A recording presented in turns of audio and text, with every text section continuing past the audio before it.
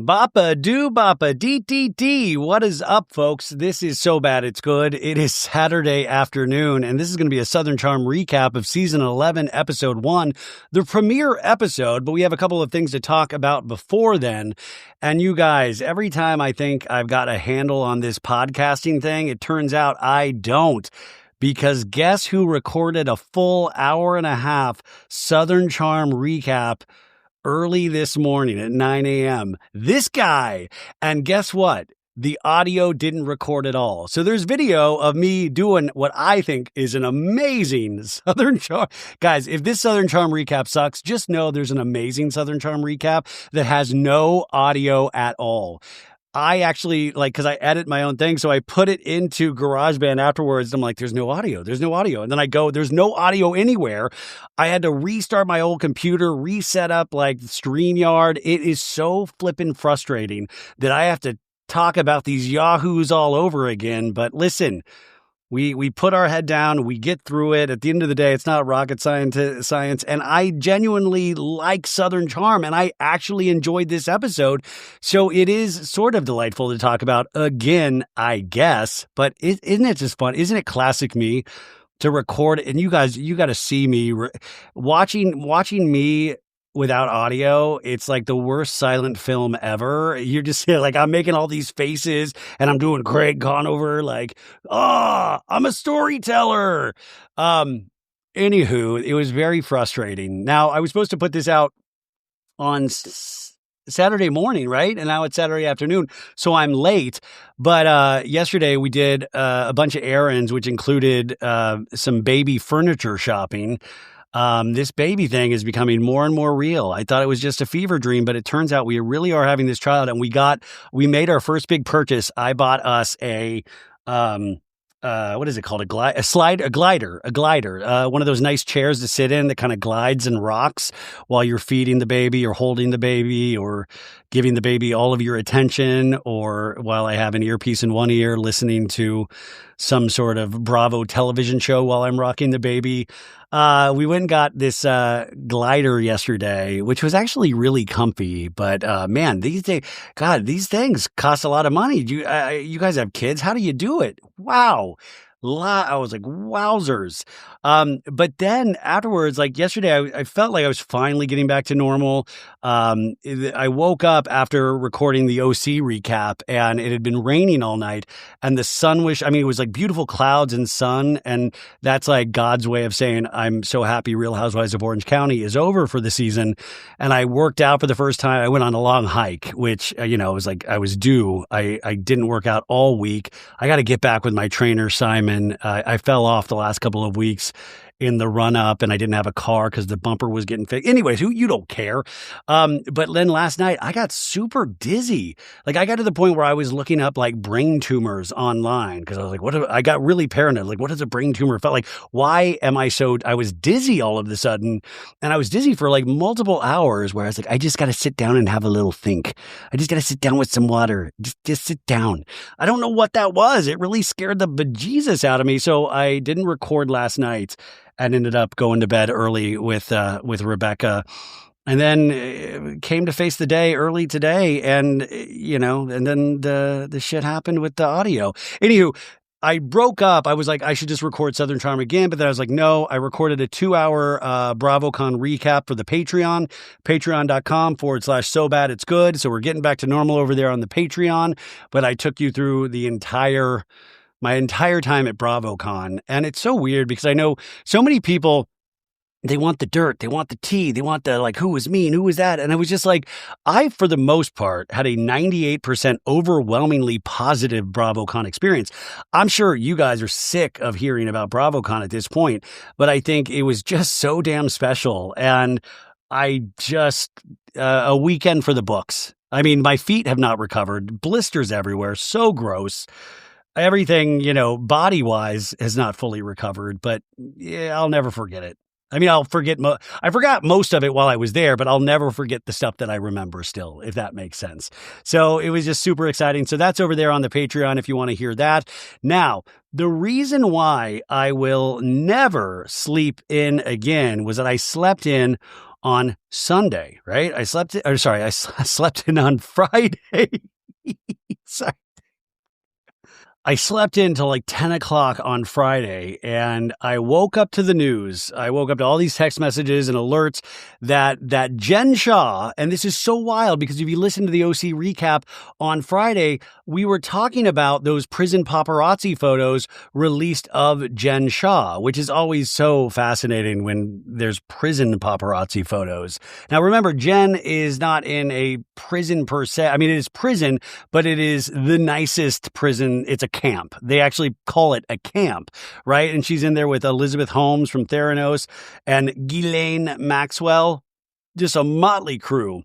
But we were just talking about this, and I even speculated on Friday going, I wonder if Jen Shah's release date, which was going to be, I believe, in November of 2026, if it was going to get pushed up even more. And then it turns out it is, because Friday I woke up to the headline, Jen Shah early prison release date revealed after a Salt Lake City alum serves 33 months. Quote, excited to put this chapter behind.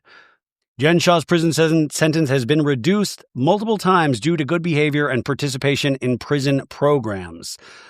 She will now be released on December 10th. I'm not good at math, folks, but that is less than a month away. Heather Gay, Yoda Witness Protection Programs. No, I'm joking. Jen has to stay on the straight and narrow. And that's why I urge for her not to come back to reality television, even though that is the only way probably to pay out this $6.5 million restitution that she owes all of these people. And I do want to remind people of what she has done.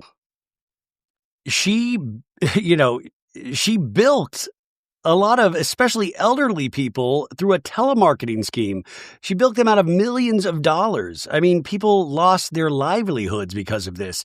And when you prey on the elderly, that is a special kind of evil, even if you don't really realize or think about it. I hope she has spent these last 3 years thinking about it. I always say my grandma got bilked by somebody that scammed her because they were calling her about she needed a new roof. And she was like in her 90s. Like, are you kidding me? People just run things on the elderly, and it is so flippin' devious. I will say this is also very different in my thoughts than something like Karen Huger. Karen Huger, you can make the argument that there is a disease behind alcoholism. For DUIs, that is, thank God she didn't hurt anybody. And if she had, this would be a different story. But, Karen Huger went and served her time that was, deemed her time by the judge. And hopefully we see, a sort of different Karen in some ways. And I think there's more of a space and room for her to come back on Potomac, which we see in the mid-season trailer that Andy goes and interviews Jen Shah interviews Karen Huger in the dead of night. It's very different for Jen Shah. I pray to God Andy Cohen is not going to be going out to get the first interview with Jen Shah. Like, I really think this is a way different scenario, a way different situation that is not something that, listen, I do believe Jen Shah will have a camera crew following her coming out of prison, but I speculate that it will be her own team paying for that camera crew because they'll be able to use that footage in some way, somehow. Somebody will buy that footage, right? But I don't think Bravo should do that. I really hope they don't. Now, I do think there is a chance that Jen Shah will be on Salt Lake City again at one point, but I don't think it's going to be next season. I think maybe the season after that or something. There needs to be some more healing. I've got to heal with Jen Shah. And remember, Salt Lake City is so good. It is so good without Jen Shah.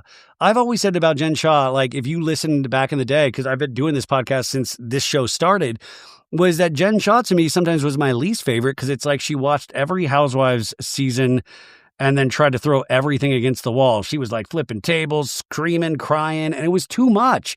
Everybody felt like they needed to kiss her ass. It just became so uneven. And I thought it was so unenjoyable to watch with the Jen Shah seasons. And I think the show really blossomed without her. And I know so many people at BravoCon asked the Salt Lake City ladies, who would you rather have back? Angie Katsanafis in particular, would you rather back Monica Garcia or Jen Shah? And Angie said Jen Shah. And I'm like, girls, ladies, think about what you are saying. I'm more of a I would remember I wanted Monica Garcia to come back. And I was proven wrong because I thought that was going to be like nail in the coffin for Salt Lake because you're like this storyline has not. I mean, I'm so still confused about certain elements of the reality Von T storyline. I differ from Jeff Lewis in this standpoint where I enjoyed Monica Garcia on that show. But them saying they'd rather Jen Shah back is just wild to me. Like there are mysteries on Bravo that still never make sense to me of like, you would rather Jen Shah back, somebody what they did criminally. Like, what does that say? What does that say? I'm really trying to understand that. So this decision marks the latest reduction to the 6.5-year sentence she's been serving since February of 2023 for a long-running nationwide telemarketing scheme. Her manager, Chris Giovanni, says everyone's very grateful for the BOP's decision, especially because it means Jen will be able to reunite with her family for the holidays. It's a gift she doesn't take for granted. Jen's in a really positive, hopeful place mentally. She's done a lot of reflecting and real growth during her time away and is genuinely not the same woman as she was before. Her focus is on her family and building a healthier, more grounded lifestyle. She understands the seriousness of the mistakes she's made and is excited to put this chapter behind her so that she can show everyone the woman she's worked hard to become. A representative for the Federal Bureau of Prisons, or BOP, tells people for privacy, safety, and security reasons, we do not discuss any incarcerated individuals' conditions of confinement or specific release plans. P.S. We are so scared of Jen Shah, so we will not comment. So think about this. She was sentenced to 6.5 months, and she will be serving a little over 3 years. Once again, not good at math, but that is less than half of the time that she was sentenced. That is wild to me. And I'm sure a lot of the victims are very upset about this, but this is what, the prison deems, like these programs and good behavior. And it seems like she has good behavior now, but it is wild. So her time was cut by 1 year in March of 2023 by an additional 8 months in October of 2024. And again in January, when her projected release move date to November 3rd of 2026, a fourth reduction came in August, moving her departure to August 30th, 2026. So I guess this is the fifth reduction. She's had 5 sentence reductions. Now, Puff Daddy just got a sentence increase because he was already bending the rules in his prison. So Jen Shah was a model inmate. But there are so many things. Remember all of those prison stories that she was going to be working on a play called The Real Housewives of whatever prison she's in. Like that was look that up. That was true. And I was like, we never got to see that play. Did that play ever come to light? Now remember her, Coach Shah has stood behind her. They just celebrated their 31st anniversary. She has 2 sons, remember? And so, for her family, this is good news. I still think you have to remember the victims in all this. And that's where that $6.5 million restitution is really going to come into play. Listen, Rebecca and I are huge fans of Love After Lockup. May I suggest going into Love After Lockup, like really class up the joint on Love After Lockup because they handle this shit all the time on Love After Lockup. I just don't want to see this on Bravo. That's my own personal opinion. And remember, I just did, was it Tuesday or Wednesday's episode where I took you through that Variety magazine article by Kate Arthur with Frances Berwick, the head of Bravo and Peacock, where they were saying, would you welcome this person back? Would you welcome this person back? And one of the questions of, would this be too far for Jen Shah? And Frances or Mrs. Berwick said, for me, yes, it would be personally, but but she kind of left it open.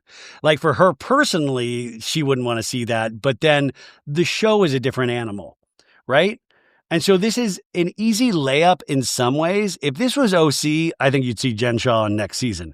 This is Salt Lake, baby. Salt Lake is doing it differently. And if this show is suffering, there might be more of an argument, but this show is so good. Don't do this. Hair loss isn't just about hair. It's about how you feel when you look in the mirror. Hims helps you take back that confidence with access to simple, personalized care that fits your life. Hims offers convenient access to a range of prescription hair loss treatments with ingredients that work, including chews, oral medications, serums, and sprays. Doctor-trusted, clinically proven ingredients like finasteride and minoxidil can stop further hair loss and regrow hair in as little as 3 to 6 months. You shouldn't have to go out of your way to feel like yourself. Hims brings expert care straight to you with 100% online access to personalized treatment plans that put your goals first. No hidden fees, no surprise costs, just real personalized care on your schedule. Think of Hims as your digital front door that gets you back to your old self with a simple 100% online access to trusted treatments for real health concerns all in one place. For simple online access to personalized and affordable care for hair loss, ED, weight loss, and more, visit hims.com/sobad. That's hims.com/sobad for your free online visit. hims.com/sobad. Individual results may vary based on studies of topical and oral minoxidil and finasteride. Featured products include compounded drug products with the FDA does not approve or verify for safety, effectiveness, or quality. Prescription required. See website for full details, restrictions, and important safety information. You don't have to do this. Do this a couple years from now. But don't do this now. And by the way, I don't think they are. I don't think they're going to have a cameras picking up at the end of the season. No, I don't think they're going to do that. And if they do, I would be highly, highly disappointed. But I think everybody's of the same mind of this at Bravo, and they don't need it. They don't need it. Do not put this person back in the spotlight immediately. Give them time. And by the way, we don't know because they haven't said if she's going to go to a halfway house or not. We don't know if she gets to go directly to her home or they release her to a halfway house for 6 months. I probably think it's going to be home, but we will see, right?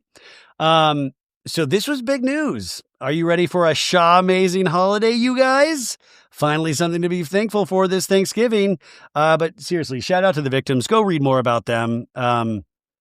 It's really disgusting stuff. But we also have to say, she's served her time. Let's see what happens. I would imagine there's going to be a book. I would imagine there's going to be a sit-down interview that she will money will exchange hands for. It'll not go directly through her, but through an intermediary like they do with a lot of people. I could imagine maybe a Discovery ID or, like TLC. I mean, they're doing the Mary Cosby doc, so it's an easy layup because they're moving in that direction. So expect some sort of interview with Jen, and I don't think it's going to be with Andy. I could be wrong. I could be completely wrong on this, but something tells me that is not the case. But how did you guys feel about this? This was a real surprise, and I was just so shocked because we just talked about this on Friday's episode, and I was just really wondering. I had no idea, but yeah, less than a month, you guys. Now, the other news, and this was sad, but, there was a lot of rumors about this and speculation, was that Real Housewives of Atlanta alum Kandi Burruss and Todd Tucker split after 11 years of marriage. People magazine reports a difficult and emotional time, she is quoted as saying. Now, remember, at BravoCon last Friday night, she got the Lifetime Achievement Award. Get it? Lifetime, Lifetime. And you guys, all joking aside, she made the most beautiful speech where it really kind of encapsulated how amazing this show has been for some of these ladies and what they created. They created a little piece of magic. Those early seasons of Real Housewives of Atlanta that just amazing. And, Kandi's journey, but also Kandi's journey even before Housewives and then after Housewives. Kandi Burruss will EGOT in our lifetime. Emmy, Grammy, Oscar, Tony. I truly believe that. She's now producing Broadway musicals and plays. She just produced Othello with Jake Gyllenhaal and Jake Gyllenhaal and Denzel Washington. She just produced that. She's going to be starring on Broadway coming up here in December in Anne Juliet, which is very exciting. But she is a hustler, but she has the goods. She has real talent.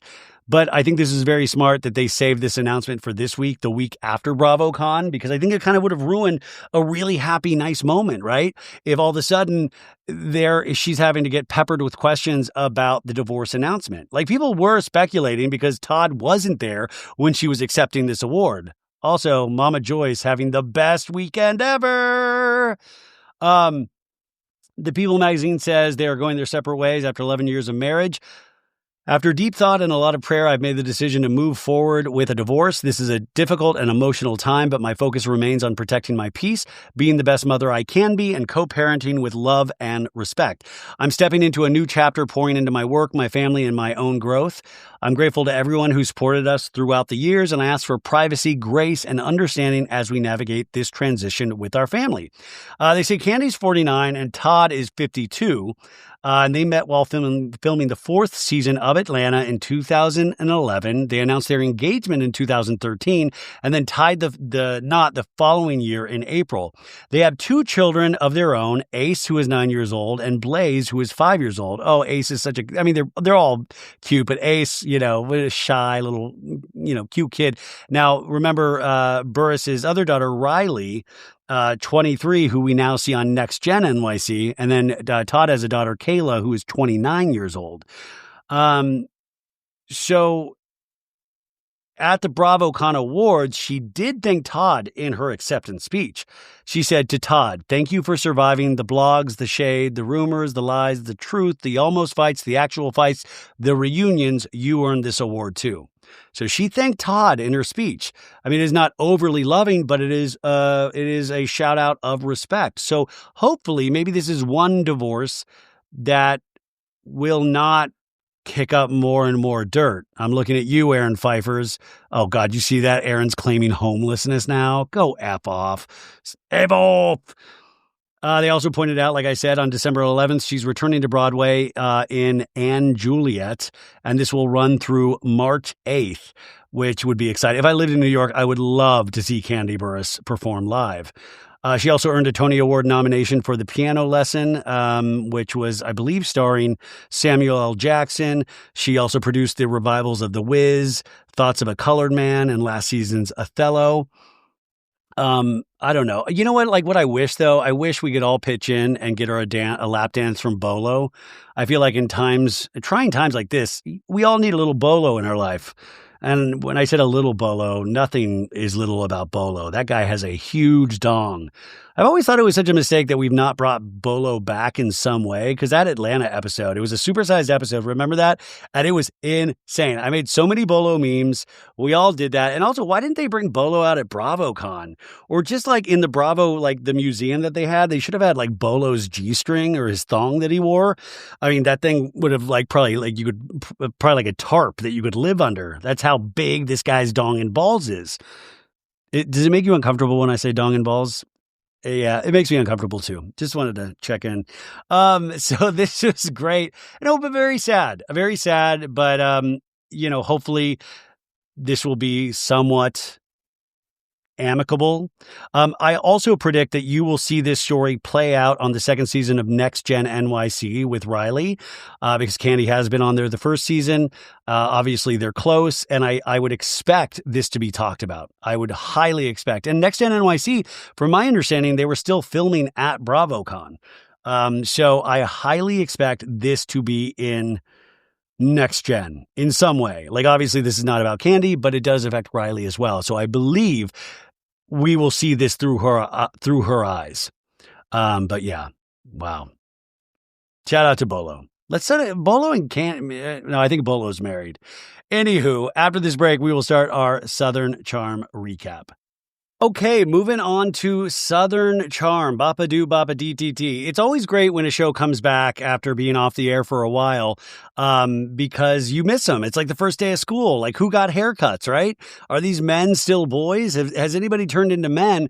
And sadly, I think the answer might be no, but it is only the first episode. Now, the thing that you got to watch out for, and why do we pretend this is a show about boys? This is a show about the men of Southern Charm, because they've had so many good women throughout the seasons, but they've never been able to really hang on to them, right? There was buzz over the weekend that there is a path forward back for Catherine on Southern Charm, which I found very interesting. But we've had so many great women, Cameron, and I mean, just really, but I guess Madison is like the longest running, right? In a sense, besides Miss Patricia. But it's really a show about boys. And so I think the women have to fight tooth and nail. But there's interesting women. It's just that the men, and sometimes we're just always more attracted to not disasters fully, but yeah, kind of disasters in a sense. It's fun to watch, It's like, who's going to get drunk and make an idiot out of themselves? Most of the time, that is not the women of Southern Charm. All the time, it is the men of Southern Charm. Now, just to give perspective of where this episode starts, and think about it, Paige and Craig have been broken up now. They broke up on December 30th of 2024. I know this because that was the day of my sinus surgery, which is so funny. Like, I remember waking up super early to go to surgery, and this happened overnight, and I was like, no, I can't talk for the next week. So I put out like a 5-minute episode because I truly was shocked. I thought they were in game, which I understand now for various reasons from watching Summer House and Southern Charm, that they were not in game. And I'm okay with it. I swear to God, I'm okay. But this guy really thought this was in game for him, right? And from BravoCon, I think you will notice that he has said multiple times that, like, listen, it's been a year. He's gotten over it in some ways, it's like, it's fine now, right? He's gotten past it. Wait a sec. I'm at BravoCon right now, and I got clothing from Quince with me. I have this beautiful black top. I've got this amazing jacket. Quince came through once again. Now, we're in that kind of season of cold mornings, holiday plans, and this is when you kind of want your wardrobe just to be simple. Stuff that looks sharp, feels good, and things that you will actually wear. For me, that's Quince. And the bonus, Quince pieces make great gifts too. This season's lineup is simple but smart and easy with Quince. $50 Mongolian cashmere sweaters that feel like an everyday luxury, and wool coats that are equal parts stylish and durable. Their denim nails the fit and everyday comfort, all at a fraction of what you'd expect to pay. By partnering directly with ethical factories and top artisans, Quince cuts out the middlemen to deliver premium quality at half the cost of other high-end brands. So you can give the luxury quality pieces without the luxury price tag. Give and get timeless holiday staples that last this season with Quince. Go to quince.com/sobad for free shipping on your order and 365-day returns. Now available in Canada too. That's QUINCE.com/sobad. Free shipping and 365-day returns. Quince.com/sobad. Oh no, Rebecca is listening to me in the other room. We have thin walls here. And she said, did you just say Craig has gotten past it? No. Uh-oh, does Rebecca want to come? Oh, wait, Rebecca, do you want to come in? Okay, we might have a Rebecca appearance here because she has very strong opinions on Southern Charm. And I didn't mean, yeah, come in. Hey, uh-oh. Oh. No, wait, did you just say that you think Craig has gotten over Paige?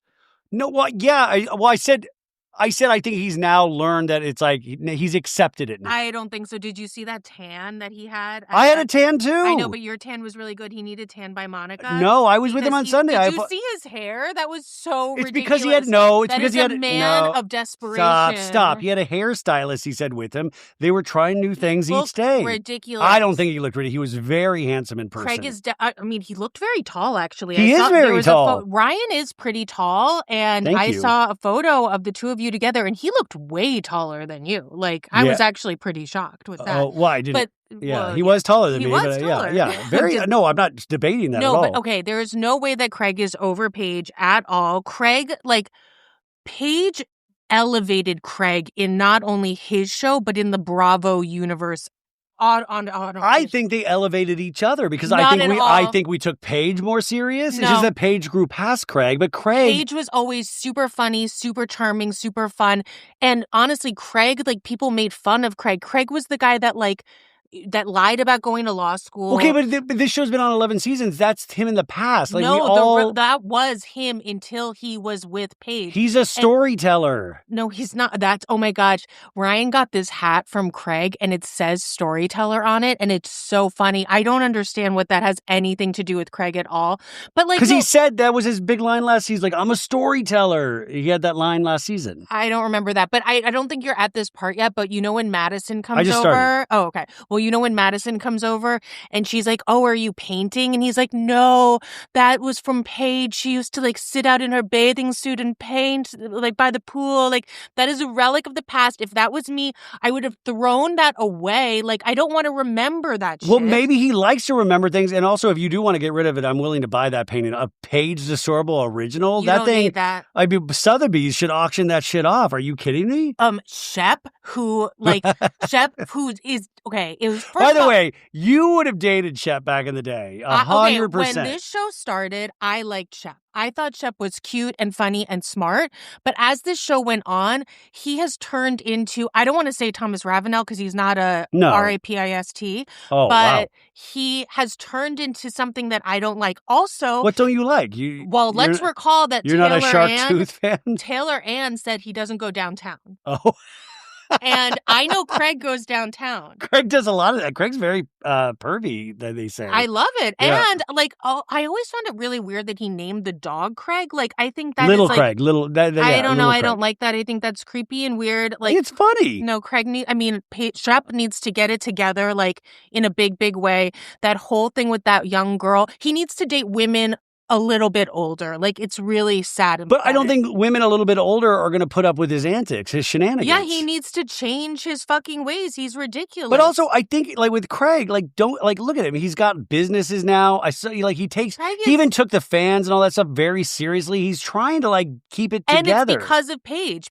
And he'll never get over Paige. Like, if I was I think he will in years to come always say that is the one that got away. I even said when we were watching the show, I was like, he's never going to get over Paige ever, because Paige is like the hottest, funniest, like most charming. Like, I don't think, dude, she can lay in bed like nobody's business. One of the best people to ever lay in bed. She really is. There's something about Paige. Like, if I was a guy, I would want to date Paige. Like, if Paige was into women, I would date Paige. Jesus, where are you going with this? I'm just telling you, like, Paige is like, she dresses impeccably. Like, there's something. So does Craig. And it's also because of her. That's true. Yeah, that's true. Like she elevated him. I think they elevated each other. They made so much money because they were together. Well, and that's what Shep was pissed off, is that they made money together. Shep wishes that he had that. Well, I think it's hard too, because Shep comes from old money, mailbox money, he always calls it, where he's never fully had to, like, build something. Or even when he tries to build something, I think he probably gets bored with it. Hats, you know? Which are really anywho, but like, he gets bored with things, I think, because when you're given things, you don't necessarily have the same desire. Shep had the ability to do anything. He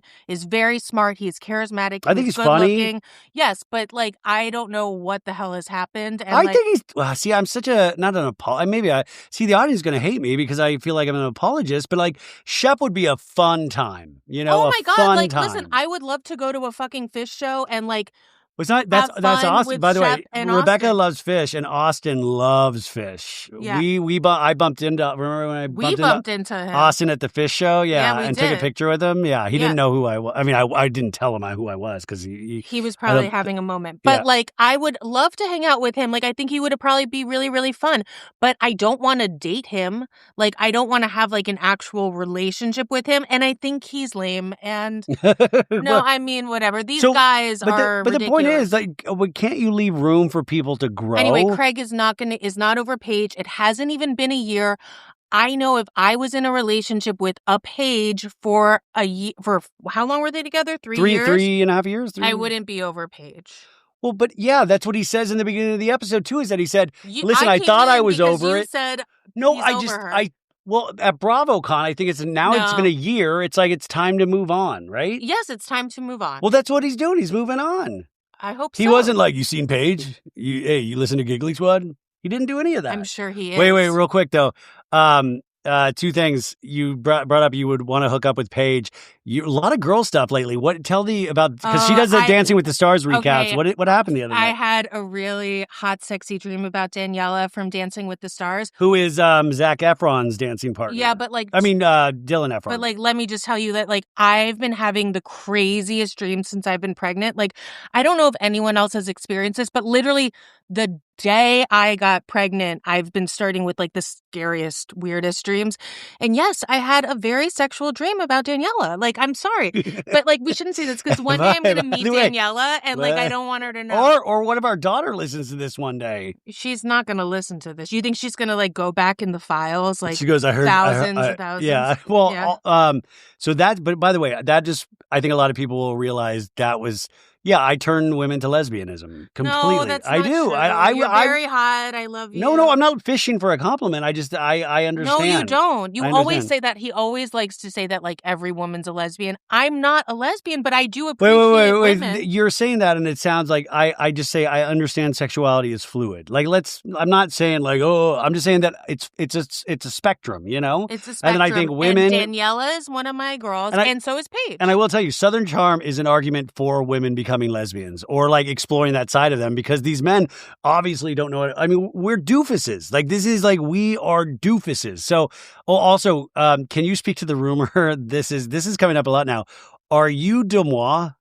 Oh my gosh, yes. No, I'm not Deuxmoi. I wish you were Deuxmoi. I know I also don't like that. Every time you bring it up, you're like, I wish you were Deuxmoi. Well, no, because it would be so. I mean, millionaires. First off, millionaires. I mean, she has a besides TV that, deal. I don't know. Like, I don't like that. You should just be like, I love you the way you are. No, obviously, I love you the way you are. But wouldn't it like it would just be cool because like she has all the like the tea and you know like I have the tea. I am Deuxmoi. Okay, so Rebecca is Deuxmoi, so let's put that out there as much as possible, and maybe next time I have Deuxmoi on, I'll have you on as well, just to prove. Oh my gosh, wait, no, but what if we have, like, the same voice? Like, we could really... Is that what it is? We have the same voice? They said that you guys have the same voice, but then I don't hear that at all, because I've talked to her a bunch, and then I don't hear that at all, but everybody says you have the same voice. Well, thank you. Yeah, okay. All right, bye. Bye.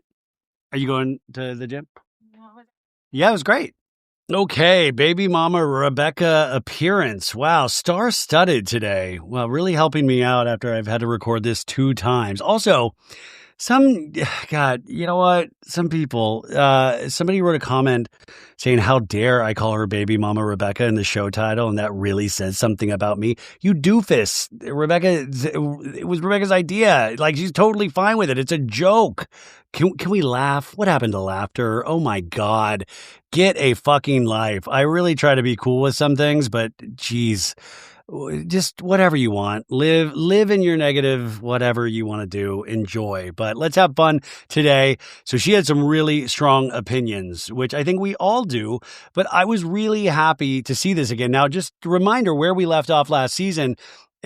Shep had a lot of strong storylines, including one with his Miss Barbados or something Sienna, which was amazing. And just to remind people is that this was the text message he sent to Sienna on one of the final episodes of last season. Remember, he was like getting in shape. He's like, you make me want to be a better person. And he was up early. And then he, wrote out this huge long thing that he shouldn't have sent, but he sent. And it was like, good morning, Sienna. Listen, I love seeing you and no one else. No one. But I'm not going to try to convince someone they love me for 3 days, especially when I know deep down they do. I love, I'm not going to try to convince someone, and then they spend the rest of this text convincing that person. Here's hoping you understand my feelings and exalt them. I love the word exalt. Exalt is such a Shep word because exalt, Shep really considers himself like kind of a Hunter S. Thompson, a Jack Kerouac, like a beat poet in a sense. Like he knows his way around a book. And, these kind of words are peppered through his language. I personally like them, but I would imagine for somebody like Sienna, she's like, exalt? What does exalt mean?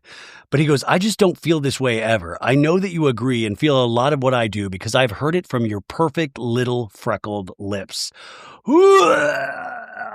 On this Saturday evening, if we could all just do a group throw up together, I think that would be amazing. Little freckled lips. If somebody ever said my little freckled lips, I would cut my lips off and I would mail them to Shep along with a shark tooth. Are you your little freckled lips? And the fact that this was on, it's bad enough that we do this shit in real life because I've done it. I've sent some cringe. I mean, come on, we've all sent something cringy. The difference is we're not on reality television. My God, people have made coffee mugs and t-shirts out of this text message. It truly is a reality show gift. Things like this are the epitome of so bad it's good because it's bad, it's cringy, but at the same time, It's art. It's like so good. It makes us laugh. It makes us feel all the things, right? He continues, and those around us can say and think what they will, but we will have the last laugh, and we'll have love, laughter, and everything that matters. Okay, my TED Talk is over. First off, do you think Sienna knows what a TED Talk is? I hope she does, actually. She might know what a TED Talk is. But also, I love that he's like, everyone around us will, be saying whatever about the amazing life that we have. I love that for one time, Shep was not rich enough for somebody. She's like, I'm looking for billionaires with a B, not millionaires with an M. And you really saw that. And I thought that was such an interesting thing of like, he even saying like, oh, she wants a house out there. And I was like, I can't afford a house out there. It's like, there are even like class systems in regards to how much money you make, right? Like I'm a thousandaire, right? Millionaire is one thing, billionaire is another thing. And that's what Southern Charm is interesting because it always brushes up against money in a sense, an old, like almost like kind of Southern royalty. And remember, Shep's family, a very prominent family with a lot of history, but, it's a family that is financially well off. And he talks about making mailbox money. And I think sometimes that's why I think with the Craig of it all, he sees Craig hustling so hard. And I think he kind of like holds that against him in some way, like there's this weird thing. Now, Austin has money or comes from money as well, but not as much as Shep. And I think, Shep, Austin kind of laughs at Craig as well. And we see that, but I think Craig is one of those things of like not wanting to not blow his bag. And he's got all these opportunities with Sewing Down South and the State Farm thing. And he really wants to he is the number one guy in the group. It's just interesting because the number one guy in the group, sometimes the rest of the people will kind of make fun of or be like, oh, you think you're better than us. Sometimes that's the vibe, especially with the men, but it makes for great reality television. And I think, if you're Craig, listen, I think there's something like really positive to be said of like, I want our show to be good. I want our show to be good. I take it really seriously. I saw how he treated the fans this weekend. He really took all of that seriously. Now, I think Shep and Austin, and especially Shep, they're out there for a good time. They're out there for an adventure. Shep, like half the time, I think is more comfortable traveling around the world, having like just adventures with strangers. And that's hard as you get older, right? He's 47 years old now. And that's hard because you could do this for the rest of your life, but does that give your life meaning? And a lot of people are settling down around him. And, it'll be interesting to see where Shep goes from here because, we saw that even in his relationship with Taylor. I think he gets tired of things really quickly and he wants the new thing or something like, and with Sienna, it's like part of it is age. He doesn't even realize it. It's like she's like a hot young thing, but he doesn't even realize that, right? It's just like, no, I feel something. And sometimes with men, we feel things. And then we're like, what the fuck was I thinking? But it was a real feeling. Like, I really believe that he felt he was in love. Like, I really, truly believe that. But, it's completely redonkulous. And I think he understands that now. But leave it to us men. We will make so many egregious mistakes. I'm going to bum because this season already at the beginning, it seems like they're really setting up more of the Craig and Austin of it all and their fractured relationship that we saw at the end of last season where Craig was like, buddy, it's I couldn't control my alcohol intake, and it's not you. It's like, I can't be around you sometimes because I can't drink. I was like killing myself. And Austin's like, whoa, okay, I didn't really think about it that way. And I really took that very seriously. Now we see a different Craig in this season already. And I think that shocks Austin because he's like, you went so hard on, being clean and not going down this path. And some of that obviously was Paige. So you have to give somebody time to reacclimate and figure out who they are without the person that they considered their best friend. But there is something weird where I'm like, did these guys hook up in the Hamptons? Is this like another Julia Adriana situation happening? Because, why is Austin so on Craig's ass all the time? And I think Austin, like, you can just tell, even at BravoCon, you could kind of sense that there was something, like, it was just that he was already, it just felt like annoyed with Craig as well. This podcast is sponsored by Walden University. Do you ever catch yourself thinking, hey, what if I could go after what I actually want and really make a difference? Well, if you do, you're not alone, and that's exactly why I want to tell you about Walden University.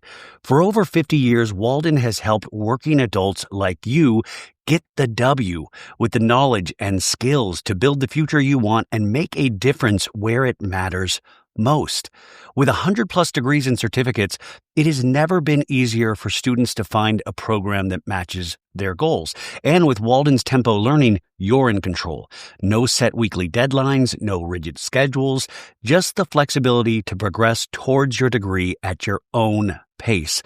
Available in select programs. If you want to make a real change, Walden University. Set a course for change. Certified to operate by Shep. And I think that's got to be hard to be around. Now, I've read Craig's book. I know that he got bullied when he was younger, and I think also he obviously doesn't like to be made fun of, and these guys make fun of him mercilessly, even if he is the number one guy in the group. And then you have Whitney, and Whitney, obviously the son of Miss Patricia, who I love, the matriarch of Southern Charm. And we were told at BravoCon that Whitney is going to have a lot of camera time this season, which I love. I was kind of bummed when he stopped, having camera time, because I'll always remember that one scene when he was dating that model, I think it was in LA, and he was playing guitar for her. And I was like, oh, Whitney, what are you doing, man? And she seemed like not super into it. And remember, though, Whitney is Whitney's the reason why Southern Charm exists. He's been the producer on Southern Charm for 11 seasons. He also produces documentaries and films, so he's got his own thing. But he also has this kind of debonair, like, playboy. He has a lair in the backyard of his mom's house, for the love of God. And I am interested, and it seems like he's hooked up with a lot of these girls too.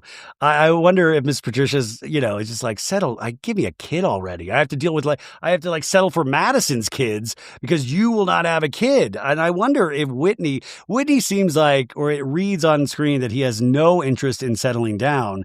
And there is this kind of playboy quality about him. So it'll be interesting to see where all these men go, and Austin's a wild card as well. Like, what's going on with Trop Pop?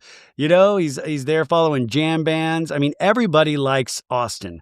Everybody likes Austin. At BravoCon, everybody liked him. I love how many girls told me at BravoCon, they're like, wow, he really is tall. And I'm like, that's what everybody says of him. He's tall. So that forgives everything. I mean, he's actually really fun and funny. And everybody's like, he gets into talking. He's like one of the girls, which I'm like, yeah, Madison's like, what up, girl? And he's so easy to talk to. I could see where that obviously is very attractive, but it was funny for girls to talk to me saying, I don't even like Austin. And I met him and oh my God, is he tall? I like when they say, oh my God, he is tall, which is transcription for, I really like him. Just like, it's that simple. So anybody having a boy kid, just pray that they're tall, because that solves most of that kid's problems right out of the gate. Now, Venita on this show, I feel like she always gets the short end of the stick. She's always like odd man out. And this season, she's going up against Craig. Like, they're kind of at each other. And I always feel bad for Venita. It's never like an easy season for Venita. Venita had to deal with the JT shit last season, and Leva's not there, even though she's in this episode. Leva, remember, said she was leaving Southern Charm, and she's kind of the matriarch of Southern Hospitality, which is great. I love Southern Hospitality. But she's in this, and that was kind of one of Venita's friends. And then we have Molly, who I love. Molly's in her second season. I think she's excellent. And Molly's a mess, but I mean that as a compliment. I mean that as like, she is somebody that we can all relate to. It's like, God, we're all just one step away from having a snake and feeding the snake mouse and like hoarding, in some ways. But like, you feel so sweet. And then Corey Kiefer, Craig's frat buddy, who we saw on Winter House, and he was dating what's her name from Summer House for a bit. He's here, and I'm like, Molly, you in danger, girl. Stay away from Corey. And you're just like, oh God, Molly. But we know, I know Molly has such a sweet moment at the end of this episode crying about missing her orchestra performance, that, you know, she made the wrong decision to stay at this party instead of going because she was flirting with Corey. We've all made these idiotic decisions. So I loved seeing that. So overall, I think this is a solid episode. We're going to get into it. We're going to make fun of it. We're going to talk about the broader points. And then we'll get you on your Saturday. Okay, here we go. Single and Ready to Mingle is the name of this episode, obviously because of Craig. In the description that Peacock gives us says, Craig tries to adjust to being single. It should be like, Craig tries to adjust for the amount of women and male body parts that are being literally thrown at him. And then Miss Patricia organizes a baby shower for Madison. So very simple opening, according to the description, right? We open up and we're in Charleston, and the script comes up on screen June 16th, 2025, and it's Austin's birthday, it says. Now, this is a flash forward because then we flash 2 months prior after this scene. And we're in the month of November, and I think what you're seeing on Bravo, I like a lot, where they are really shooting and putting things out so much quicker than they have in the past. We saw that with the Orange County season as well. And I hope they keep doing this because, listen, they're competing with things like Love Island USA that are filming like 2 days prior to when we see it. So we are getting more up to date as these shows go on. So they're having a bros dinner, right? And Whitney's like, happy birthday, motherfucker. Everybody's looking fucking sharp. And then Shep is making a toast. I feel like I've spent half of my life watching Shep make toasts. I mean, everybody in Charleston has probably seen Shep do his toast.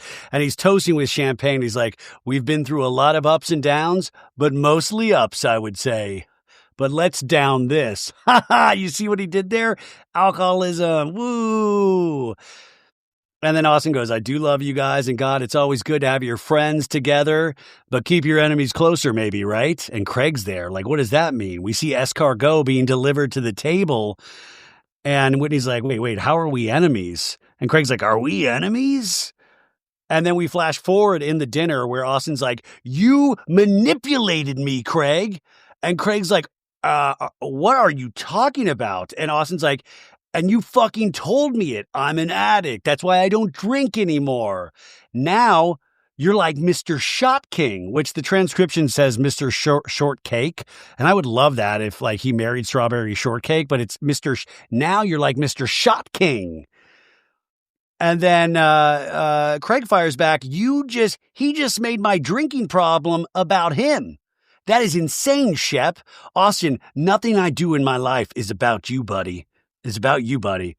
And Austin goes, trust me, I know. Like, just kiss already. Jesus.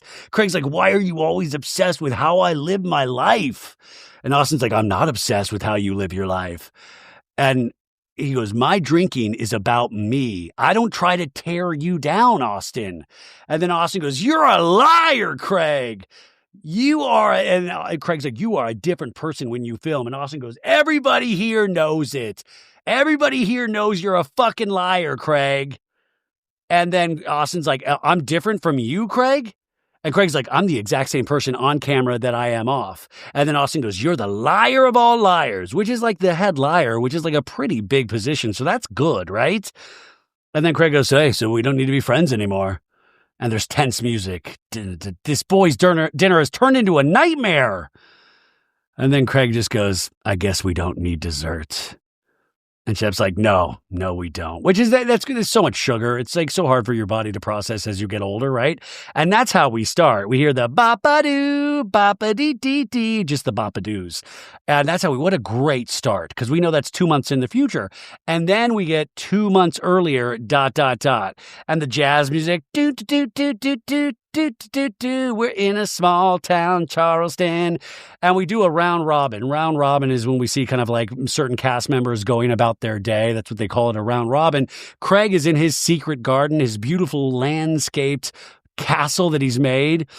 He's cutting flowers, and he says, these are someone's favorites. And I don't know if he meant like these used to be Paige's favorites or like some new girl, like these are somebody's favorites. Or maybe it's just Craig's favorites he's talking about. Anyways, he's smelling the flowers. He's taking time to smell the roses. Sally is in her kitchen trying to catch a fly in her bra, and she got the fly, and then another fly attacks her. Vanita is getting this nasty fly trap, she says. I don't know if this is like all of a sudden Sally and Vanita catching flies. I don't know if this is some sort of symbolism towards the men of Southern Charm. So she's stepping on the ladder to get this gross fly trap and to throw it away. Like, I always wonder with this, like, did they film her all day and this is like the best they had was like, let's use the fly trap thing? Like, or did they just come for like 30 minutes? Then we go over to Molly's place. She looks like she lives in a little like tall shoebox and she's petting her snake. She's like, hey, bud. Hey. And she's like, you're going to be way less mad at me when you realize I have a mouse. I feel like we've gone too far in Bravo. I do not want to watch a snake eat a frozen mouse, and we see the snake bite the mouse. Molly, you are weird in the best way. Then we flash over to Miss Patricia's palatial estate, and he's like, Whitney, you want to see what I got Madison from you? It's a sterling silver rattle. Rattle, rattle, rattle. What do you think? And then Whitney's like, are you going to give this to Madison or the baby? You just got to just ground him already, Miss Producer. Take him over your knee. It's time for a Whitney spanking. It's been 11 seasons. He needs a spanking. And she's like, haven't you ever been to a baby shower before, Whitney? He goes, yeah, I've done it a lot, right? I've done it a lot. So we go over from that, and then we're on the road, you guys. And Austin's calling Madison, and Madison picks up and is like, hey, girl. And Austin's tickled by this. Hey, what's up? I hope any of my friends that are girls are like, hey, girl. I'm like, hell yeah. What a great compliment. She's just telling Austin that she's getting fat. And she's in the home stretch. She's in the third trimester. And he's like, what does that mean exactly? Like, can you drink wine? Yeah, man, you can start doing crack at this point. She's like, hell no. And then he goes, I need to get pregnant so I can get my drinking in check. Yeah, man, that's what you need. You should get pregnant to get your drinking in check. Yeah. But she's like, are you coming to the baby shower on Saturday? And he's like, of course. What are we thinking for a baby shower gift?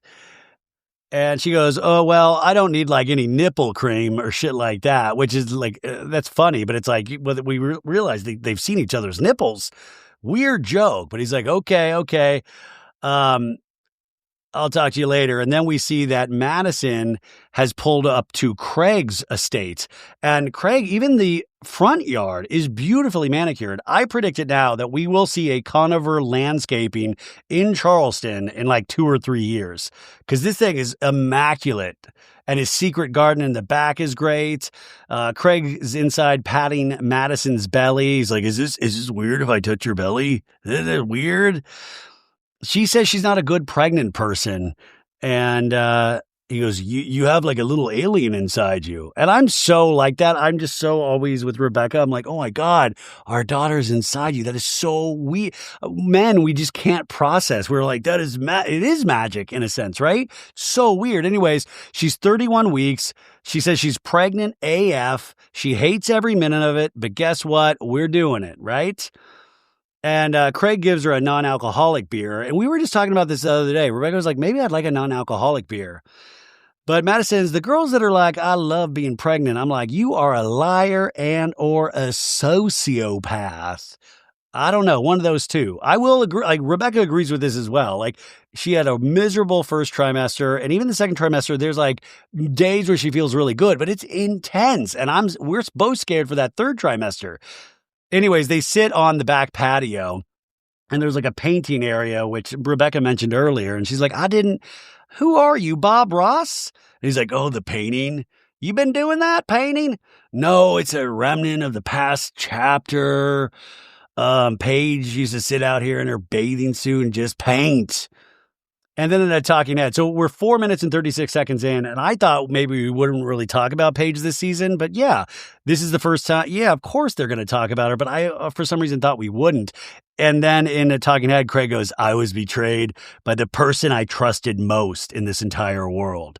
Oh, man, them fighting words. He said, we had our whole future planned. And we flash back to 2024 where they're laying at Craig's pool. And he's like, let's get engaged, Paige, and get married 2 years later. And Paige is like, okay. She's horizontal. Okay, cool. Pull my finger. Yeah, let's do it. Okay. Matt's like, how are you, though, feeling? Like, be honest. He goes, I tell you, it's been a journey. I will say that I've hit a level of sadness that's not depression based. It's more bummer based because I like never did anything to deserve becoming the villain in her story, but she needs a villain. And Madison's like, I know. We flash back to that scene last season in Southern Charm where Paige, they're like petting the sheep, and Paige is like, if you can't handle the amount of love that I give, then that's like a personal problem. And he's like, this is a stupid fucking conversation. And she's like, well, don't have a temper tantrum, Craig. And then at the reunion, for the Summer House reunion, which, by the way, Andy now said he microdoses like Ozempic. And I never thought, like, I've always thought Andy's pretty good looking. I mean, really good looking. But you can tell Andy is noticeably heavier here, which I feel so gross even saying. But, like, you can tell the difference. But I never thought of it in the moment. And he's like, you don't believe that he ever bought an engagement ring, Paige? And Paige goes, no. That ring does not exist. And then when they picked up cameras in Summer House, she's talking to Amanda and Lindsay, and she's like, he says to me, I really wish you didn't do this before you saw the ring. And they're like, what? And Paige is like, in my head, I was like, this is why we're breaking up, because I don't know if you're lying right now. So back in this scene, Madison's like, I feel bad for the guy. I mean, I know that he in his mind believes that she was his wife. And I do think that he is so hurt that he can't even explain what he's feeling. Show us on, we were at the doctor's the other day and it has like, show us on the chart your pain level. That's what we need for the men of Southern Charm. But Madison goes, but I'm proud of you, Craig. And I feel like you seem good. And he goes, I started to see someone else. We had met in the Bahamas like 6 years ago. Does anything good happen in the Bahamas? And this is Natalie Buffett, you guys. And we see a Deuxmoi headline, who is obviously Rebecca wrote this. Craig goes, it was just, she made me feel whole again. And it's unfair to her. But then like once I felt whole again, I was like, oh, I have more healing to do. In a talking head, Craig goes, I had seen like my ex move on, and we had the Paige DeSorbo reportedly getting serious with Joe D'Amelio weeks after split, which I think she said openly, I'm dating, and he seemed to be one of the guys she was dating, but I haven't really heard much more about it, but I don't listen to Giggly Squad. Not because I don't like it, it's just I don't listen to a lot of things, right? Craig goes, I was just lonely and I didn't know how to be by myself. And I think that's why I rushed into the first person I talked to. Like I didn't talk to anyone else. It was just her. And what happened to that whole scene in Summer House where they picked back up cameras where Paige said there were like girls in Craig's DMs he was interacting with? Did we ever get any more information about that? Anyways, Madison goes, I don't know if you've ever been single. You should date around, get your dick wet, like have 2 girlfriends, but don't call them girlfriends. Slow, just like entertain. And he goes, I think I need to get to know someone for a little bit before I get like intimate with them. In a talking head, he goes, a lot of people say you have 3 true loves. And I had Naomi, which you saw in Southern Charm. And then the second one was Paige. So I'm just kind of holding on to that, which they always say the greatest love of your life is the love you have with yourself. I don't necessarily believe that. But he says, Madison, I'm a little nervous because I'm 37 years old. So I'm like, am I still like, he's like saying, am I still fuckable? And she's like, you're okay. Did I age out of like, And then Madison goes, talk to your buddy, Shep. Talk to your 47-year-old buddy, Shep. He aged out of it. Huh? When you start collecting shark tooth necklaces, then you've aged out of it. Now we have a scene with Shep at the some store for babies to get Madison's gift. And he steps up to the ladies at the front. He goes, hey, I don't have a baby, but I know someone that's having one. My friend Austin's on his way. He's the ex-boyfriend of the now married, the one that's having the baby. So it's kind of funny. Really, these ladies are already like, oh, God, it's too early in the day for this. And there's this awkward staring. And he goes, hey, I don't know if we're going to do a joint present. So maybe you could like help. I don't know. I'm just going to peruse for now. And then he walks away and the ladies are like so awkward. So call security. But it's a beautiful baby store. He says, I don't really buy gifts for unborn babies. And then he's seeing how like a stroller works. I do this too. I'm like fascinated. Wow. Like, ooh, you press this down. But he says, I don't even buy gifts for weddings. Like, I'm not buying you silverware. That's your problem. Invite Shep to your weddings, guys. Do you give a Venmo at least? What do you do? Anyways, Austin pops in. Austin's way better at this. He's also, we find out that Shep is infamously cheap. It's always the people that actually have money sometimes tend to be a little stingy with theirs. Cause he's like picking up things. Like there's like this little rocking horse thing. And it's like, what is it? Like $150, $200. He's like, whoa, whoa, whoa, whoa, whoa. No, no, no, no, no, no, no, no, no. And Austin's like, are you kidding me, dude? And then he picks up a frame. He's like, $45. I think we got a winner here. It's so good. I love it. And Shep talks about like, I don't know if I'm ready for kids, like I'm still weird with the love thing. And then we flash back to Sienna from last season where he's like, you have to admit we were in love. And Sienna's like, I don't know if we were in love. And Shep just like looks befuddled. Shep goes, I learned a thing or two, like age range. And we see that she was 26, he was 44. And he goes, it is increased to 28 now. So that's what we call growth, folks. But he's also increased in age 2 years. So he's saying he's no longer going to be dating 26 years olds. So 26 and younger, you are marked safe from Shep. And he goes, so do you want to go to the baby shower together, Austin? And Austin's like, yeah, because Audrey's not here. Remember, Austin has been dating Audrey for about a year and a half. And she lives in Charlotte. He lives in Charleston. And he's like, everybody's asking, when are they going to engage, that whole thing? And he's like, what they have works for them. Now, Audrey was on Southern Charm last season here and there, but she doesn't really make that strong of an impression. That doesn't mean anything against her because sometimes the best people don't make an impression on reality TV. But they see each other 3 to 5 times a month, he says, and it works for him, it works for her, until it doesn't, and they're no longer together, right? So obviously some conversation had to be had about the future where they didn't agree, Anyways. And then they see this big stuffed animal, you guys, a teddy bear, and it's $350, so it's like $300 over Shep's budget. But remember, Madison's dad, who passed away recently, his name was Teddy. So they're like, Austin's like, this is it, right? Said Corey Kiefer. Austin's like, oh, also Corey Kiefer's been texting me. He said that Craig invited him to Madison's baby shower. And Shep's like, that reminds me, please tell me about Craig in LA. You guys look like you were having fun at the pool. And we flash back to 3 days ago when Craig and Austin were together at the pool, and Austin has the same Grateful Dead hat that I'm wearing on. Oh my God, we have the same taste. And Austin goes, Shep, it was so very much like, hey, I'm like a normal dude that hangs out with his friends and gets beers. But like, Shep, we're at the bar. And Craig's like, you want a shot? And Shep's like, what? He took a shot? And Austin goes, he took multiples. So now I'm curious, like, where is whole, like, I'm an addict, and I'm not drinking as much.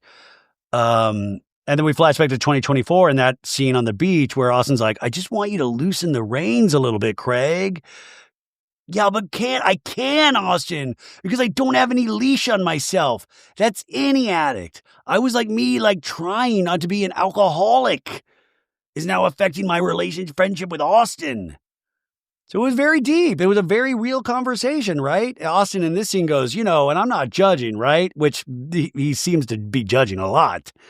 But it's interesting, right, Shep? Shep goes, I think, he somehow wanted to let you know that it was bigger than just you two's relationship, right?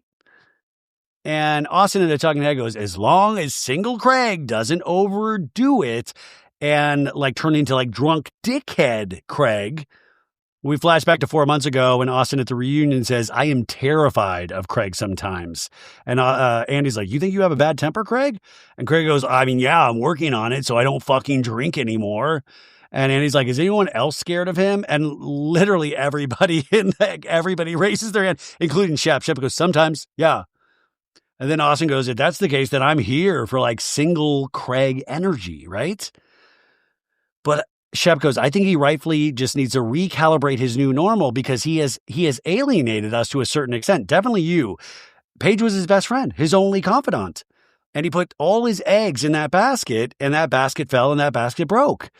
And Austin goes, yeah, but now I'm just kind of like, like curious, like what's it going to be like moving forward.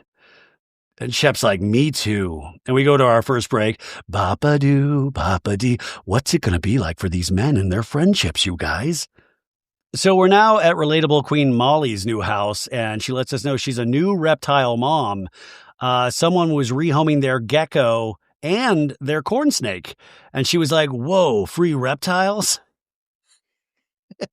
You can't pass up free reptiles. That's like free food, man. Like you just giving away free reptiles?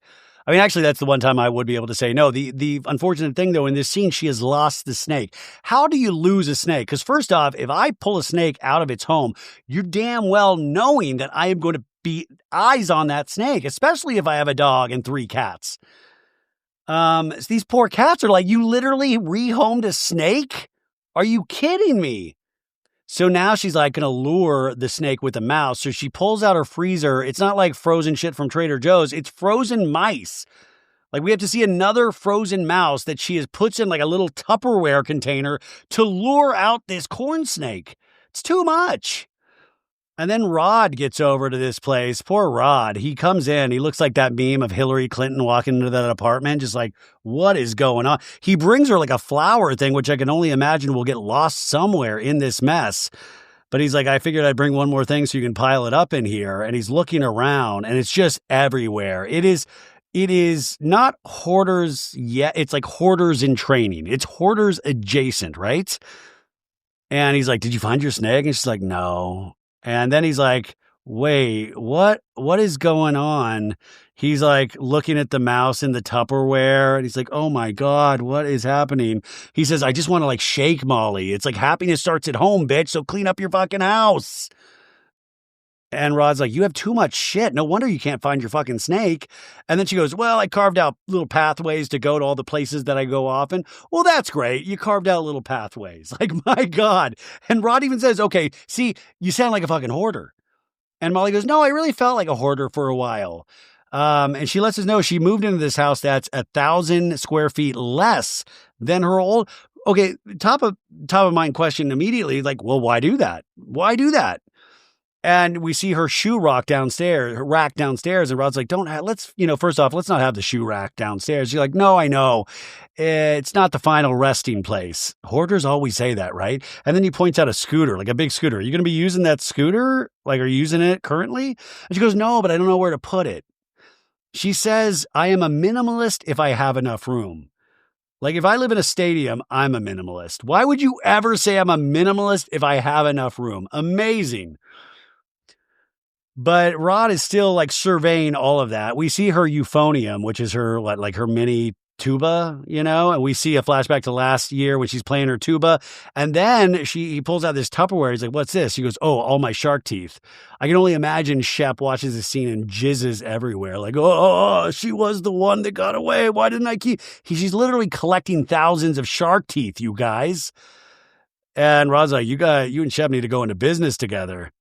And then we flash back to last season when Shep had given Sienna the shark tooth, the megalodon tooth necklace, which poor Taylor was at that same dinner. She's like, he got me one too. Oh, God. How many shark teeth can one man need, right?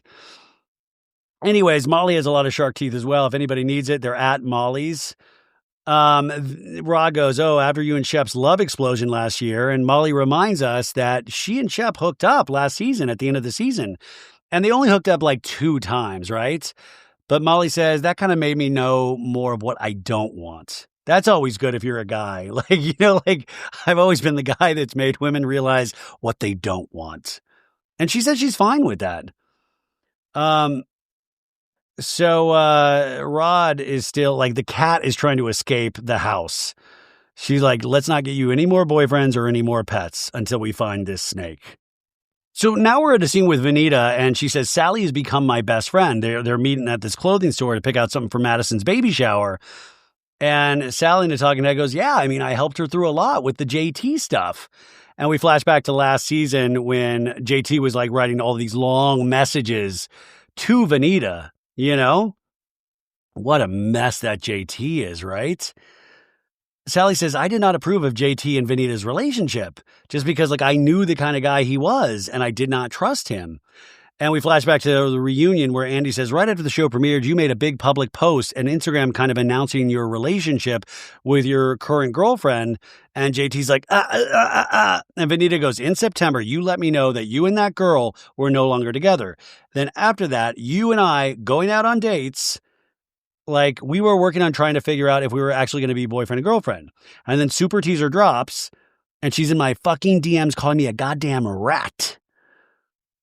So we see this scene and Andy says, where do we go from here? Do you still want to be friends with him? And Vanita's like, yeah, I do. And then Vanita says that night after the reunion, he was in her room until 5:30 in the morning. Like, what? And he was like, I just really want to be with you. And after New York, she was really hoping that her and JT could potentially date, but he blocked her, you guys. He blocked her. And he just fell off the face of the earth, Vanita says. And he really did fall off the face of the earth because just recently, JT has been in the news again. And I'm sure you guys have seen this. It has boggled my mind. JT has sold all of his properties in Charleston and he has moved to Indonesia. He's moved to Bali. And he is on a spiritual quest. That's how bad he fucked up on Southern Charm, was that he sold all his property and has moved to Indonesia. That's when you know you've done something wrong on a season of reality television, but kind of I respect it. And kind of I'm like, God, that would be great for reality television. It would be amazing for reality television to see this man on a spiritual quest, especially JT. And Madison did say at BravoCon that she has put a offer down on one of JT's properties. So they're keeping it in the reality show family, which is great, right? Sally says that Vanita was heartbroken and she helped see her through that whole situation, and that Vanita says she wouldn't leave me alone. She called me every day, and that actually blossomed into this beautiful friendship, which is good because Leva left the show. So Vanita finally, she has another friend, because you don't want somebody to be a complete island, even though I feel like Vanita by the end of this episode is a little bit on an island, right? And then, of course, the conversation turns to Craig, the Craiginator, because Craig and Vanita, they are no bueno. And they talk about this baby shower being boys and girls. And Sally says, oh, obviously Craig's going to be there. And she rolls her eyes. And the producer goes, Vanita, what happened between you and Craig? Give us the blow by blow. And Vanita goes, blow by blow. First blow, Craig is a bitch. Strong first blow by blow. We cut to Watch What Happens Live when the virtual callers are asking Craig, Shep, and Austin. They're like, what's your response to Vanita saying she's on Paige's side in your breakup? And Craig is like, I won't be associated with her. And then Nick Vialli's podcast, Nick's like, do you think we should let her know what Paige is or isn't doing? And Vanita says, yeah, I think you should. Speak your truth and let it be known the same way you're speaking your truth about everyone else. And if he doesn't know, stop answering like you do. So like throwing out some barbs.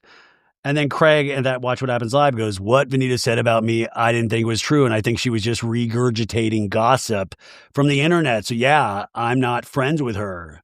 And we see all of the Southern Charm girls with Vanita, Leva, Molly, Sally, and they're watching this Watch What Happens Live. And it says, this is the moment Vanita found out that Craig will no longer associate himself with her. So they're all watching this where he's like, I don't think she's entitled to my friendship, and she definitely isn't my friend anymore. And Andy's like, all right, thanks, virtual fans. All right, amazing. Vanita says, I consciously made my decision to text Paige over Craig because who do I have a stronger relationship with? Paige, not Craig. Sorry. Sally goes, I can see both sides, right? He probably expected all of our friend group to have his back. That truly is the next Civil War. Southern Charm and Summer House. We're going to have some sort of cage match at some point. Vanita goes, all I said was, if the girl is saying, is out there not cheating on you, stop making it seem like she is. Sally in the talking head goes, I just kind of thought it was kind of weird that she took her side over his, because if you have a friend that brings in a significant other to a friend group and then they break up, stick with the person that brought them into the friend group. I don't know. It's so confusing with friend groups, right? And relationships. None of us seem to get this shit right. But Sally goes, I'm mad at him. Like, I don't think you did anything wrong, Vanita. I think he isn't more in the wrong because he just like, okay, I'm done with this friendship. I don't think that's fair without a conversation. So I just want y'all to hash it out because I want to jump his bones. She goes, for the sake of the group, I want us all to be friends. The group. Yeah. Vanita goes, so if Craig and I fight and it doesn't go well, and she goes, I will fight him with my pants off. Woo! Bop-a-doo. Our second commercial. So now we're at Miss Patricia's palatial estate, and she is throwing the baby shower for Madison, and she is showing people where to put things, and we got drinks, and we got swans in the pool. Lisa Vanderpump would love it.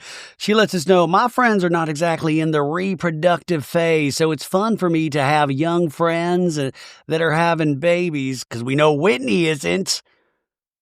The swan's necklace is not as low as it should be, you guys, so Miss Patricia has to help. It's like, it's tacky looky. I'm going to have to make the necklaces bigger, She's like picking the flowers. Like, she wants everything like to her specific specifications. Oh my God, we need our baby shower at Miss Patricia's. Wow. Craig and Corey Kiefer come in and Whitney greets them and he's like, hey, do you guys work out together? Look at you, fucking beef brothers. They are the beef brothers, you guys. Craig reminds us that Corey and I have been best friends since we were both Kappa Sigs at the College of Charleston, and that's the reality show we need, the Kappa Sigs. And most people that went to college with will tell you, and even Whitney, when he first met us, that no one ever saw one of us without the other, like ever. And I believe there was a moment where like Corey was supposed to be on Southern Charm, like, and it didn't happen, or I was in Craig's book, if I remember correctly, but they have a long history. And then he brought him to Winter House, and then we saw him on Summer House. And he brought gifts for the house and for the baby, a bottle of wine. They must have a whole room of just gifted bottles of wine, right? We got to watch out for Craig at Miss Patricia's house because he loves to break the furniture there, right? But he made something handmade for Madison's baby. And then we flash back to 2017 when he had made Cameron something for his baby, and they're like cracking up because it looked a little janky, right? It was like supposed to be a teddy bear or something, and it just all fell apart. Great. You guys need to watch old episodes of Southern Charm. Crazy. I like that Whitney has a mustache. That's his character development this year. And then Sally and Tyler, who's with Rod, get there. Rod and Molly come in. They're all ready to party. They think everything looks beautiful. It does look like a lovely day in Charleston. So everybody's coming in now, you guys. There's bouncy jazz music playing. Shep and Austin come in with a gigantic teddy bear. And he's like, this bear is obtrusive. Whoa. So they're all following the stork to the backyard. And Craig and Austin meet, and Craig's like, what up, Austin? And Craig's like, I love the teddy bear. Craig says after the breakup, Austin and Shep were extremely supportive. And we flash back to 4 months ago when Austin is telling Craig, don't, man, just be alone with your thoughts. Like if, and Craig's like, if you guys are down, let's just do guy stuff, And then Austin's like, Craig, QT, dude, that's my thing. Quality time. That is my thing. And Craig's like, it's just really cool to hang out with my friends again. They're making fun of Craig because he has like a whole open collar look. We don't have Paige to dress him anymore, so a little rough potentially. Now Madison and Brett and Hudson are walking in, the lady of the hour. It is so funny. Like Hudson has grown. It's so weird to watch these kids grow up on reality television. But everybody's clapping for them coming in. It's cute. And then Vanita comes in with Leva, and immediately it's awkward. Like Craig spots her and is like, and Vanita's like, I want to go over and say hi to Madison, but like Craig's standing right there. And Rod is like, hey, just kill with kindness. Just go over there. And she's like, I can't. I feel like I could explode. I'm not going to go out of my way. I can't. So she's like, it's like a tete-a-tete. It's like they're not like, there's a lot of negative energy, but they won't go over and talk to each other. And she says that she is absolutely terrified of Craig's temper. She goes, it's scary. I've seen it. And we flash now to a editor troll of all these times that Craig's exploded. She goes, I've seen Craig yell at Naomi, where Craig's like, just stop, please, Naomi. Move on with your fucking life. Seriously, move on with your fucking life. And then 2021, when he yelled at Leva, and that we found out was the night that he found out they were getting a Southern Hospitality spinoff at that Sewing Down South holiday party where Craig's like, it's time, go home, Leva, go home, go home. And then she goes, I've seen him yell at JT.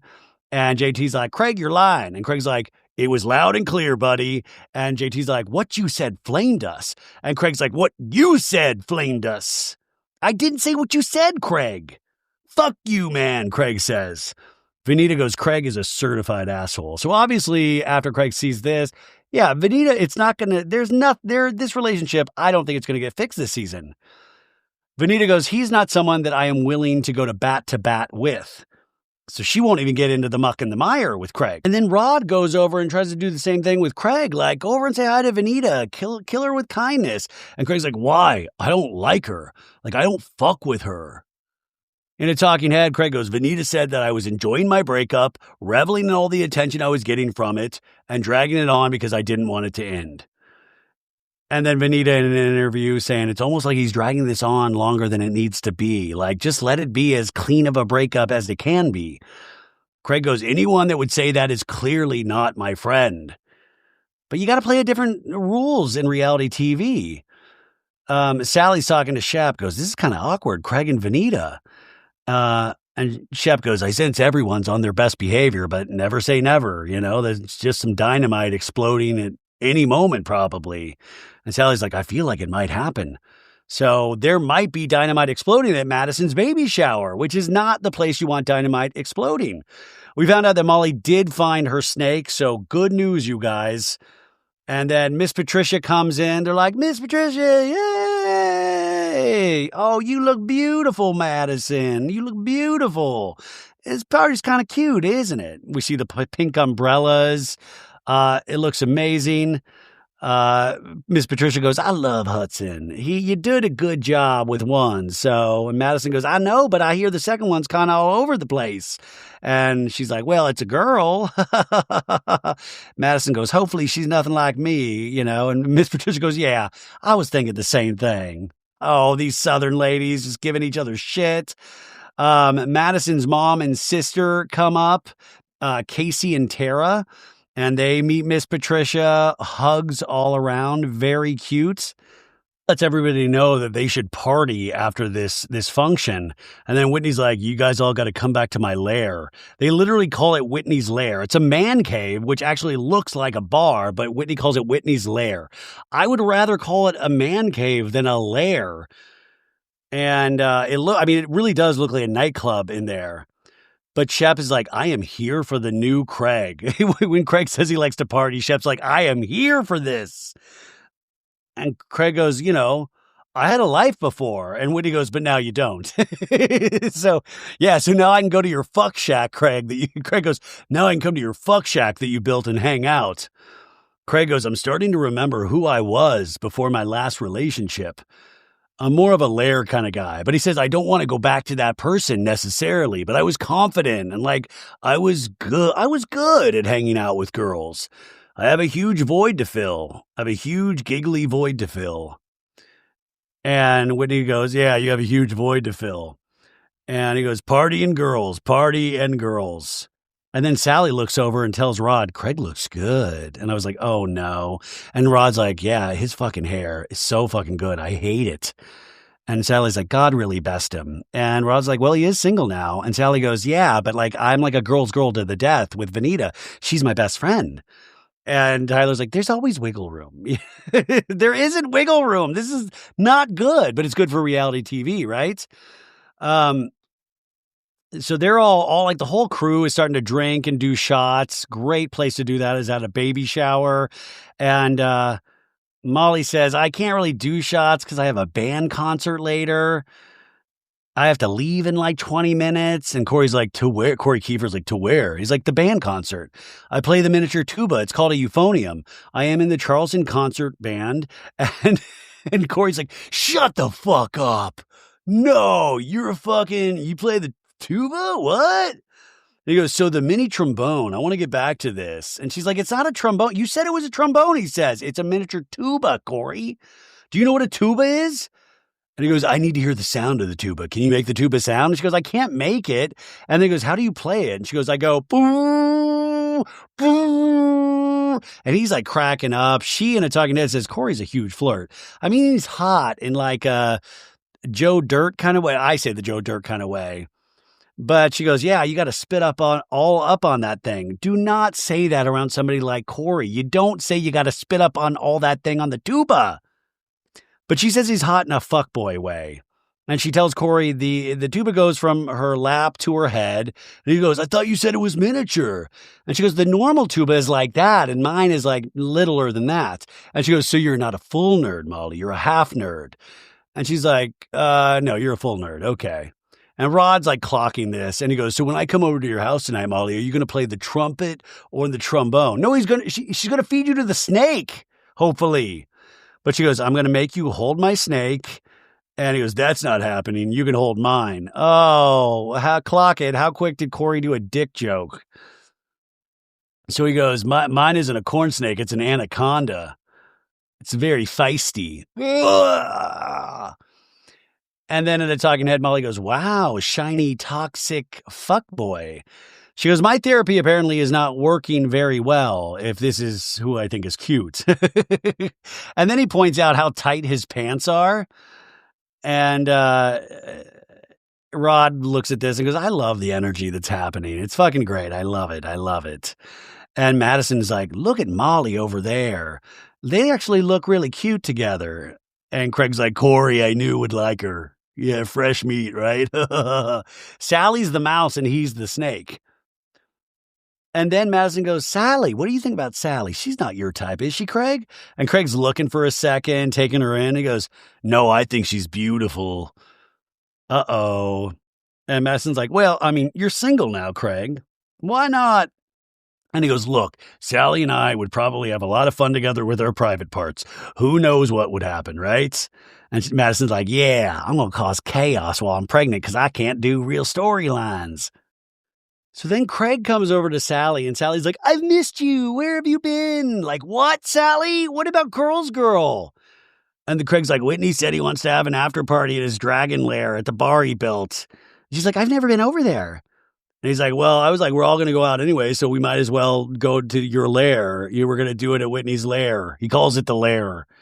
And she goes, that'll be fun. Yeah, I'm excited. And then Rod's asking Vanita how she feels right now. And Rod's like, well, I just was kind of very interested when I said to Craig, let's go say hi to Vanita. He's like, why would I do that? I just wish that at this point he would have let go of whatever pettiness that was behind this whole fracture.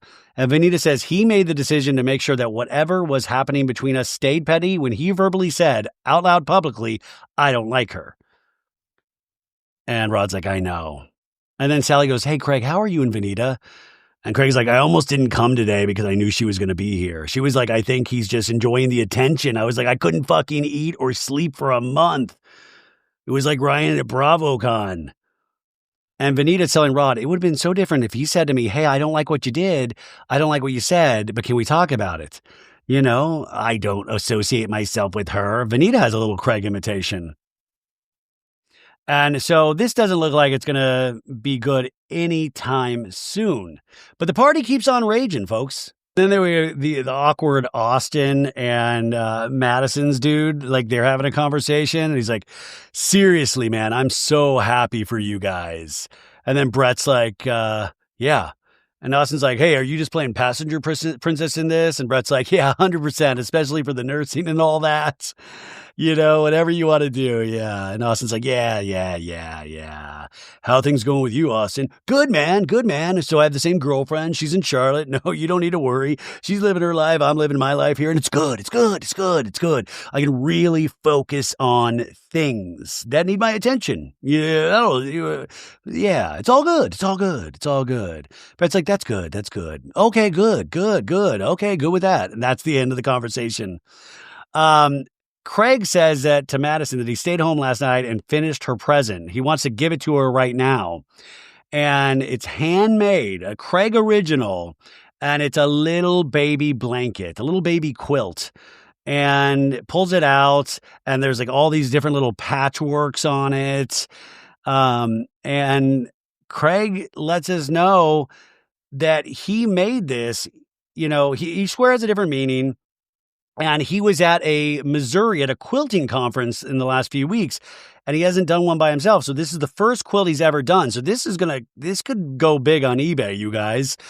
And she goes, this is a good stitch. And he's like, yeah, when everybody was out partying, I did this last night.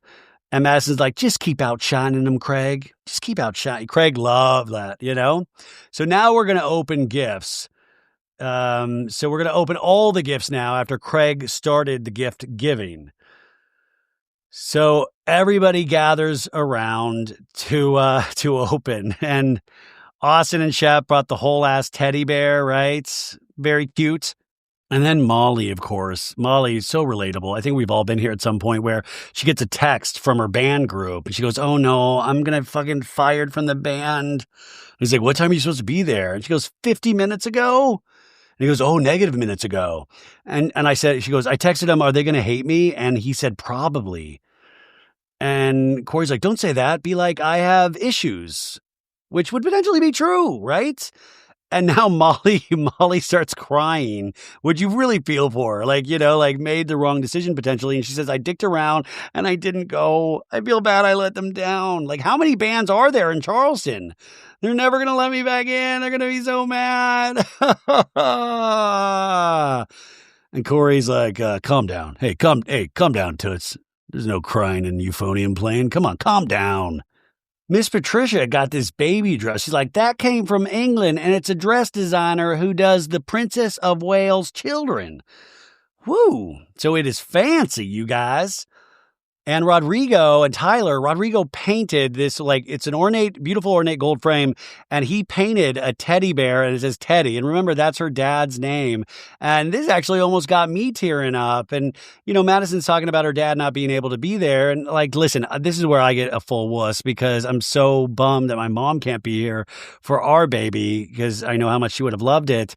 And we were trying to find a way to honor my mom in the name. And I don't know. I mean, we've had so many conversations about names, but I thought this was such a beautiful sentiment from Rod and Tyler. And Madison's letting us know that her dad loved Brett so much and that he wanted us to have a family, she says. So it only made sense for me to name her after him. So that's a beautiful homage, right? And then Molly is like, sorry, I sat here and sobbed at you. She's talking to the bartender now. And the bartender's like, bartenders are therapists too. Sometimes. Yeah. And Sally's like, Molly, are you crying? And she goes, I don't know. I'm just upset because I skipped my band concert for this. And Sally goes, oh my God, no, you did the right decision. I don't think Sally is the best person talking about making decisions at all. At all. Anyway, Sally's like, hey, Craig. Hey, Craig. Shall we go to the shall we go to the lair? Shall we go to the lair, Whitney's lair? And Craig's like, Corey, we're heading to the lair, bro. Let's go to the lair. Yeah, let's go to the lair. And everybody's in the lair. Miss Patricia's in the lair, and Whitney's pouring 25-year-old scotch that supposedly smells. And Sally goes up to Vanita and goes, hey, Vanita, we need you to talk to Craig. And Vanita's like, no. And Sally's like, I'm ready for you to. And Vanita's like, I am not ready. And Shep's like, being a bigger person is a big deal. And Vanita's like, I feel like I'm always that. And Austin goes, dude, I'm going to Whitney's thing, and leaves to Whitney's lair. And Vanita goes, Craig can come to my house. I'm not going to do this here. And Shep's like, that's actually a good idea. And then Lev is like, he's not actually going to go to Vanita's house. And she's like, I don't want it to happen here. I'm sure the producers were really trying to get this to happen, but Shep's like, you say this is Madison's day. And she's like, I don't want to ruin her day. I just don't want to do this here. And I imagine with reality TV, you're trying to get this scene to happen, right?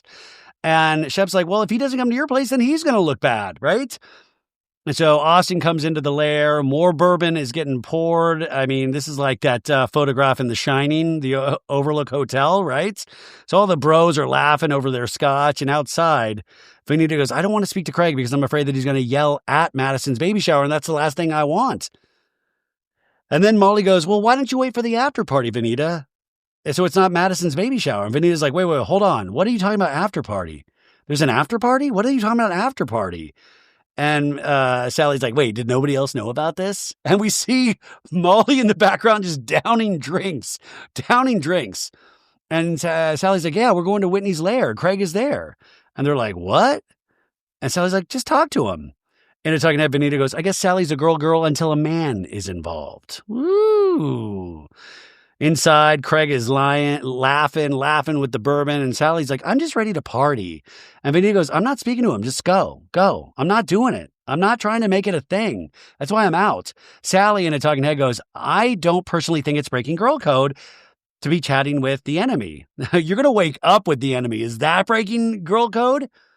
But Sally goes, if they start getting into a fight and Craig starts screaming at Benita, I'm coming to save my girl. But until then, I'm fully going to be making out with Craig. But Sally goes, but if I'm just talking to Craig and having a good conversation with him, I think that's okay.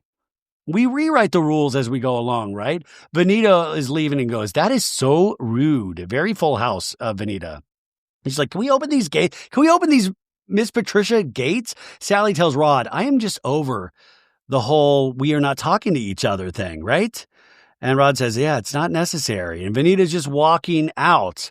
Bapa do, bapa dee dee dee. That is the end of this episode. We have a brand new episode of Southern Charm this next week, even though I wish we would take a week off of Bravo for Thanksgiving. I mean, we got family in town. Anywho, thank you. Thank you for your patience, even though I'm sure nobody was waiting for this, but I'm glad my OCD can be calmed down now that I got this done and the sound finally worked. Love you guys. I'll talk to you on Monday for the Pop Culture Roundup. And remember, 2-hour Patreon over there about BravoCon. Bye, guys.